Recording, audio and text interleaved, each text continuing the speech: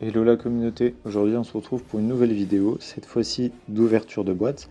Et la boîte que j'ai entre les mains aujourd'hui, c'est les Grognards de Wargames Atlantique.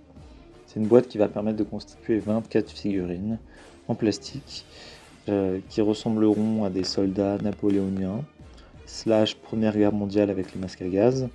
Et en tout cas c'est une armée que des figurines que je vais utiliser pour me faire une Kill Team Grimdark Future Firefight et éventuellement plus tard me faire pour du Grimdark Future, parce qu'ils font aussi d'autres figurines, je vous en reparlerai juste après. Au dos de la boîte, on voit un petit peu plus de détails sur ce qu'elle contient, donc les options d'armes notamment, des fusils, des lasers lourds, lance-flammes, pistolets épées, des grenades, des plasmas lourds, des Tokiwoki, etc. Et surtout 192 têtes différentes, avec 4 choix globalement de types de têtes. Donc très pratique si vous voulez faire des conversions de figurines d'autres marques.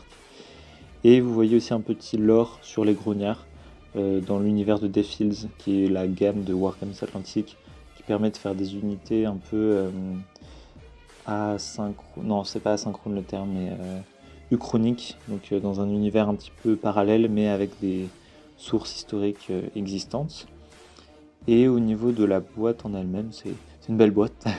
En carton assez fin qui fait 22 cm de long, 15 de large, enfin de hauteur, et ensuite 6 ou 7 de profondeur. Voilà, si jamais vous êtes en rate de rangement, vous saurez exactement où est-ce que c'est rangé. On va l'ouvrir maintenant. Alors on va tenter de l'ouvrir de ce côté-là. Évidemment ça marche pas, j'ai pas envie de charcuter la boîte, donc je tente l'autre, et là, miracle, ça s'ouvre. Difficilement, mais ça s'ouvre. Et on va pouvoir révéler le contenu de cette magnifique boîte. Beaucoup de grappes, a priori. Cette impression va bientôt être confirmée par le fait qu'il y a effectivement 12 petites grappes dans la boîte. Une tête déjà détachée. Je vais vous spoiler, mais en gros, il y a deux types de grappes différents.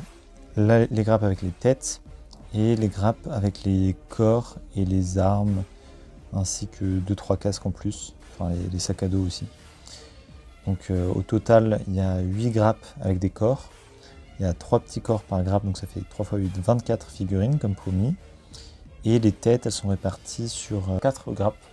Donc vous faites 192 divisé par 4. Je ne vais pas me risquer dans cette division. Et voilà. Là, on observe une belle grappe avec des têtes. Vous voyez, il y a un peu de tout, des chapeaux en fourrure, des bonnets avec des petites plumes, des casques, et bien sûr, tout le monde a des masques à gaz. Il y a aussi des sortes de foulards à mettre autour du cou, et même des képis. Là, c'est encore une fois une grappe avec des têtes. Je vais me rendre compte qu'il y en a beaucoup identiques. Voilà, celle-là, c'est exactement la même. Et donc, on va passer aux grappes de corps. Mais avant ça, je dis une chose qui est chouette avec le fait d'avoir autant de têtes, et aussi vous allez retrouver avec beaucoup de bras en trop, c'est que si vous avez une imprimante 3D ou que vous voulez commander juste des corps imprimés en 3D, vous allez pouvoir utiliser tous ces bits inutilisés pour vous faire le double facile de troupes. Donc c'est assez chouette, ça permet un bon recyclage, et ça vous servira aussi à décorer les socles, par exemple si vous voulez mettre des fusils abandonnés au sol, voire des bras ou des têtes si vous êtes un peu en mode gore, ou même juste des casques. Et là donc une grappe de corps, vous voyez trois personnages.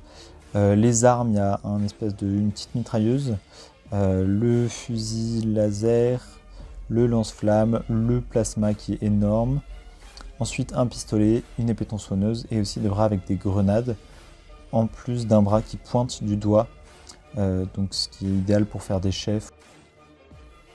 Donc assez chouette, et en plus de ça vous aurez des options d'équipement, du genre un pistolet à mettre sur le côté, une petite sacoche qu'on peut voir. Il y a également des grenades à main et un petit Tokiwoki, en plus d'un sabre dans son fourreau. Donc ça vous laisse pas mal d'options, assez chouette encore une fois pour différencier vos soldats. En tout cas moi je vais l'utiliser pour Firefight, ça va me permettre de faire toute l'infanterie, les vétérans et les spécialistes des armes, donc c'est top niveau diversité. Et ce que je vais faire, c'est que je vais construire seulement 21 figurines. Avec les 3 corps restants, je les économiserai entre guillemets. Et si je commande la boîte de commandement, je pourrais utiliser les armes en plus de la boîte de commandement pour compléter ces corps et par exemple me faire un groupe de 3 snipers, ou rajouter des médics, ou rajouter des chefs. Parce que dans la boîte de commandement, vous avez 6 figurines, je crois, de personnages, ce qui n'est pas énorme, et donc ça vous permettra là d'utiliser leurs options d'armes pour vous faire encore plus d'infanterie un peu stylée. Voilà. Et bien, suite à ça, on va passer directement à la phase où on compare les tailles des figurines avec les autres de Games Workshop. Alors, j'ai enfin pu monter certains des soldats, et vous voyez ici un comparatif des tailles. Donc comme ils ont leur petit bonnet en laine, en fourrure, ils dépassent un peu les autres. Mais globalement, il fait la même taille que les Cadiens nouvelle génération et que les Katachan ancienne génération. Et il reste plus petit qu'un Space Marine. Donc niveau échelle, c'est carrément cohérent avec les figurines que vous pourriez déjà avoir. Enfin, je vais vous expliquer rapidement comment j'ai classé mes unités en fonction de leur chapeau. Ceux qui auront des plumes sont les vétérans. Donc là, un vétéran avec un fusil classique. Sans plumes, juste un bonnet en fourrure, ce sera l'infanterie normale, aussi équipée d'un fusil dans ce cas-là.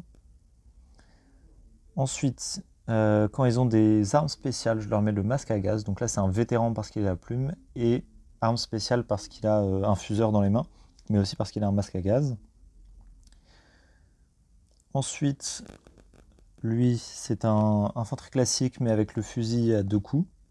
Le drum rifle, le fusil tambour, je crois. Là, c'est une arme spéciale, mais pas vétéran, avec un plasma. Le fusil est juste énorme sur la figurine, il fait sa taille.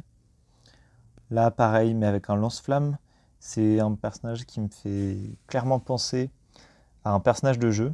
Si vous avez la référence, n'hésitez pas à le dire dans les commentaires. Et le petit dernier, c'est aussi un infanterie classique. Donc vous voyez, il y a pas mal de poses plutôt animées au niveau des bras. En soi, il y a 3 différentes poses pour les fusiliers. Et je trouve qu'elles sont assez chouettes, elles rendent assez bien. Il y en a un qui tient plutôt l'arme proche de lui vers le haut, un autre plutôt vers le bas, plus loin de lui, et le dernier qui met en joue quelqu'un ou quelque chose. Donc beaucoup de diversité, des figurines assez chouettes, franchement. Et on va arriver à la conclusion. En conclusion, je trouve que c'est une super boîte, idéale pour commencer une petite kill team, ou éventuellement vous faire une plus grosse armée de Human Defense Force. Je pense que je la compléterai avec l'autre set, les grognards, avec les commandants et les armes de support. Mais en tout cas, pour le prix, donc 33 € à l'heure où je vous parle, je trouve que c'est vraiment intéressant et ça permet d'avoir des figurines super chouettes, très simples à monter et avec pas mal d'options. Voilà, en tout cas, merci d'avoir regardé. N'hésitez pas à vous abonner pour suivre les prochaines vidéos. Et je vous dis à la semaine prochaine.